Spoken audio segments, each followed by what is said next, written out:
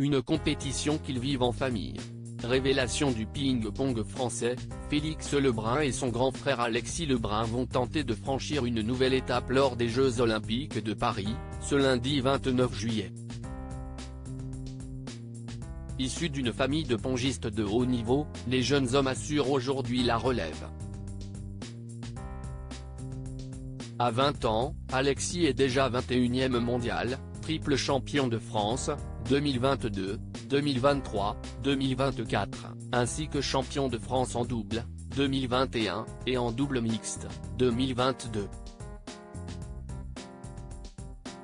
De son côté, son cadet âgé de 17 ans se hisse à la 5e place du classement et a déjà remporté les Jeux européens en 2023. Bien qu'ils pratiquent la même discipline, la concurrence n'a pas sa place entre ces deux frangins très complices.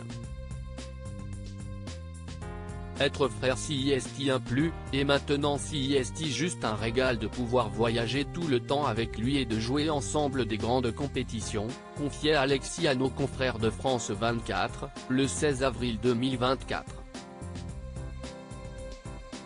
Tout comme les deux Montpelliérains, les footballeuses Delphine et Estelle Cascarino espèrent briller lors de ces Jeux Olympiques d'été.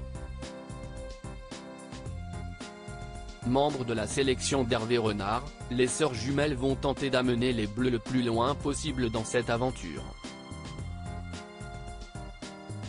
Avant eux, d'autres fratries ont marqué le sport français dans d'autres disciplines. Laure et Florent Manodou ont pris place sur le podium olympique.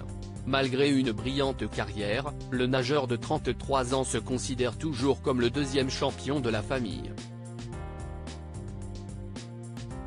Ma sœur a beaucoup plus marqué les esprits que moi, expliquait-il sur le plateau de On est en direct en janvier 2022, ajoutant qu'il était très fier d'être le numéro 2 de la famille et le petit frère de sa sœur. Un parcours qui n'est pas étranger au frère Estanguet, champion de canoë.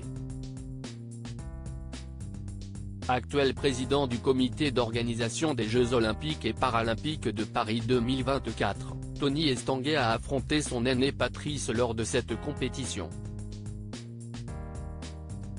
Cela a été difficile, parce qu'on était adversaire avec mon frère.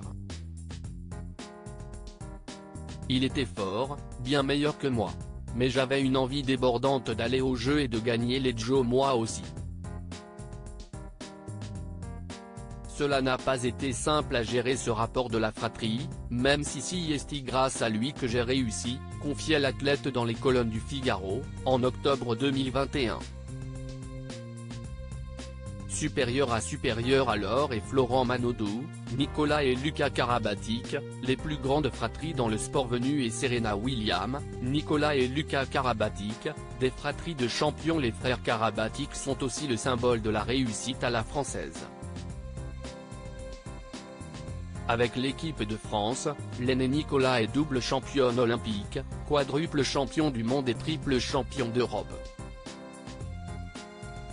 S'il a été désigné 3 fois meilleur handballeur mondial, son petit frère Lucas a également un palmarès impressionnant.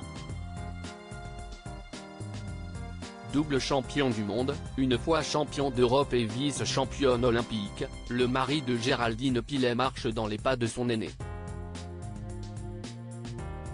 Quand on parle de frangins et de frangines, difficile de ne pas penser à Venus et Serena Williams. Ensemble, les tenniswomen comptabilisent 3 médailles d'or olympiques, 30 chelems et 14 titres en double dames.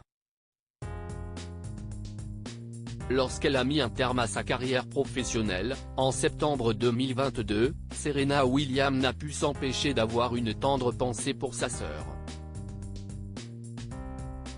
Je ne serais pas Serena s'il n'y avait pas eu Venus, alors merci Venus. Elle est la seule raison pour laquelle Serena Williams n'a jamais existé, déclarait-elle émue après sa défaite à l'US Open. Si Simon et Martin Fourcade ont brillé dans le biathlon, un autre duo a marqué l'histoire de la Formule 1.